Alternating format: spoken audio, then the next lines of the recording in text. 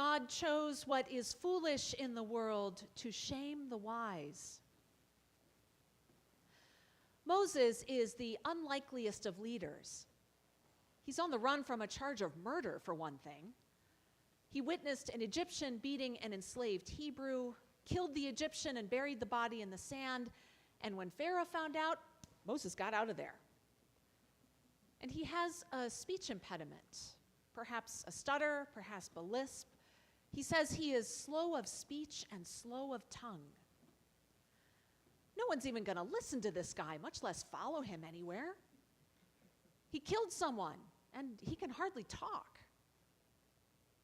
Yet this is who God chooses to lead the Hebrew people, a criminal who can't put a sentence together. And this unlikeliest of leaders is the one who shepherds God's people out of slavery in Egypt, through the Red Sea, on to the Promised Land.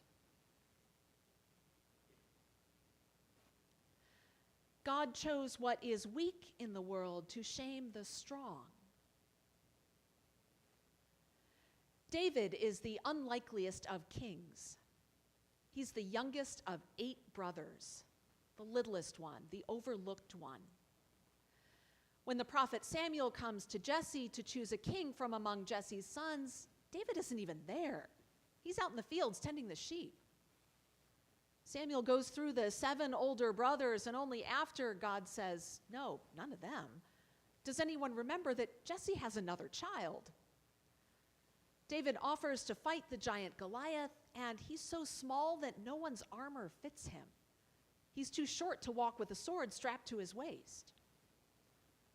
Yet this is who God chooses to be king. The youngest, the smallest, the only one foolish enough to challenge a huge, seasoned warrior with only a slingshot. And this unlikeliest of kings is the one who makes God's people secure and prosperous and peaceful in their own land.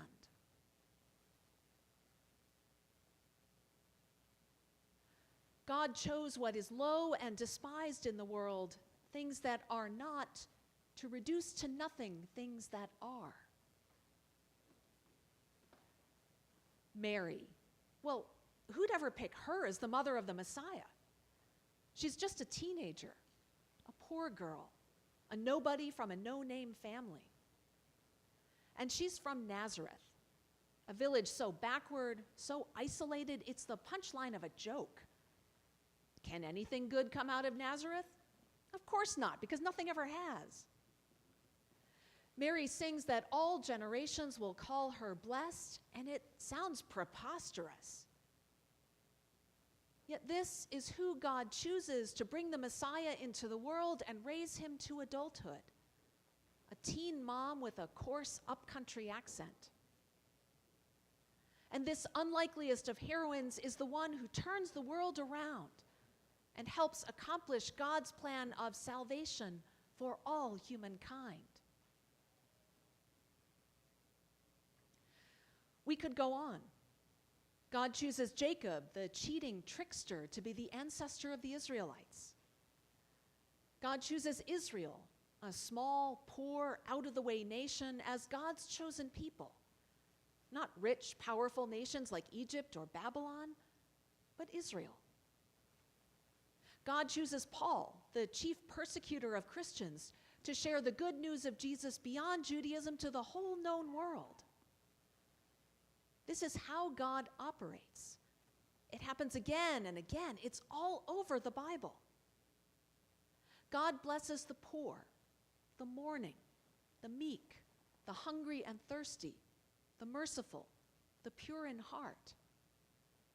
God casts down the mighty from their thrones and lifts up the lowly. God fills the hungry with good things and sends the rich away empty. God chooses the foolish and weak to carry out God's purposes. So that no one might boast in the presence of God. This was as countercultural in biblical times as it is today, because this is not how the world works. The world prizes wisdom, strength, power, wealth, success. But both Judaism and Christianity say that God's preference, God's blessing, is with the foolish, the weak, the powerless, the poor, the failures. I've been thinking about why that is, and I keep remembering the parish that sponsored me for ordination, St. Luke's in Cleveland. St. Luke's is in the Detroit Shoreway neighborhood, for those of you who know Cleveland. It's gentrifying now, but 15 or 20 years ago, Detroit Shoreway was a rough place, suffering from decades of disinvestment, white flight, and overly aggressive policing. It's the neighborhood where Tamir Rice was killed not so long ago. People at St. Luke's face challenges I can barely begin to comprehend, like being evicted and having to find a place to live with no money, no references, no credit, and only a couple of days' notice. I would have absolutely no idea what to do in that situation, but they figured it out every time. They had an ingenuity and resourcefulness that I've never had to have. And when I asked them how they did it, they always gave credit to God. "The Lord is watching over me," they'd say. "God helped me find my new place, and I am so blessed."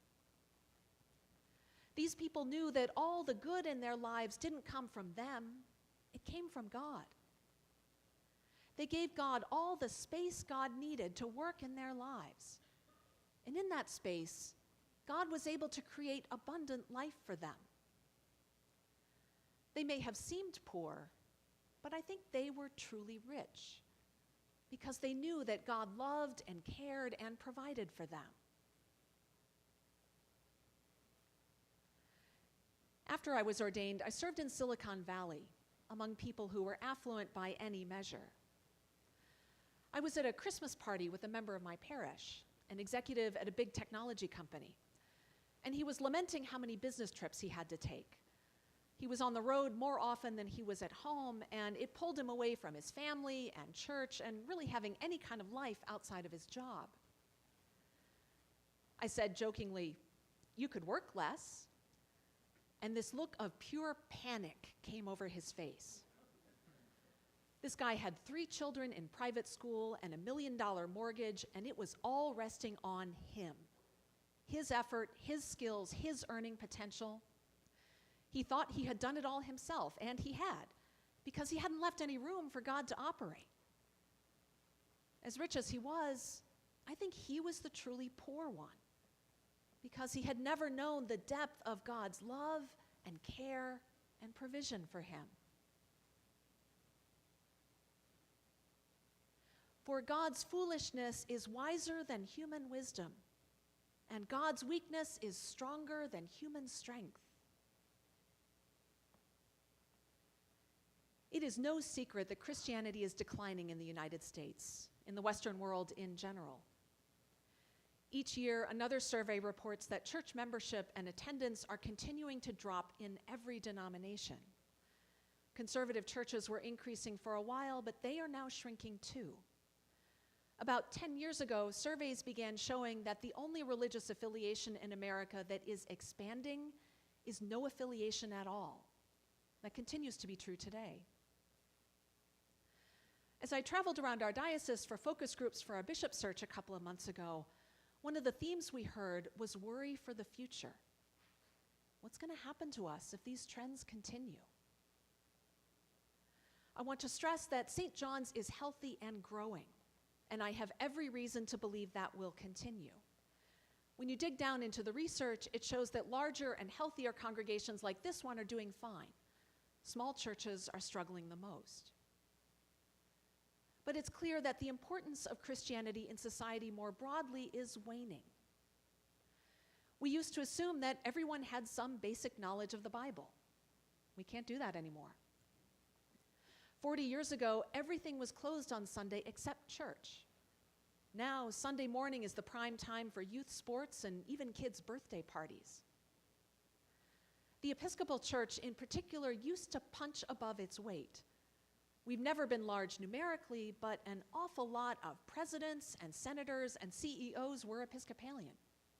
That's not the case anymore. Collectively, Christianity is grieving the loss of its privileged position. We're sad and regretful and scared of the future. But we can also be profoundly hopeful. Because God doesn't choose the wise or strong or honorable. God chooses what is foolish and weak and low and despised in the world. That's where God has room to work.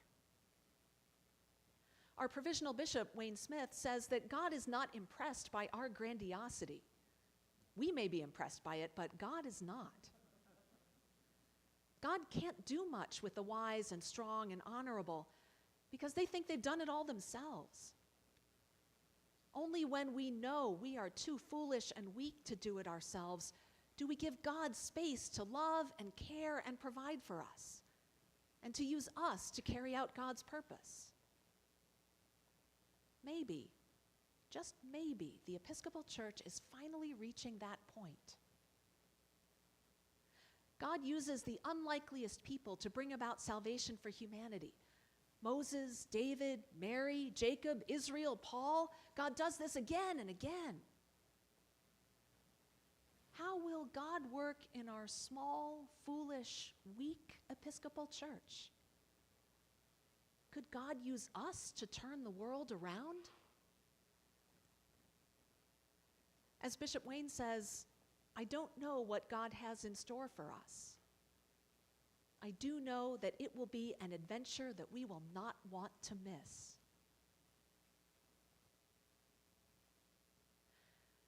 God chooses what is foolish in the world to shame the wise. God chooses what is weak in the world to shame the strong.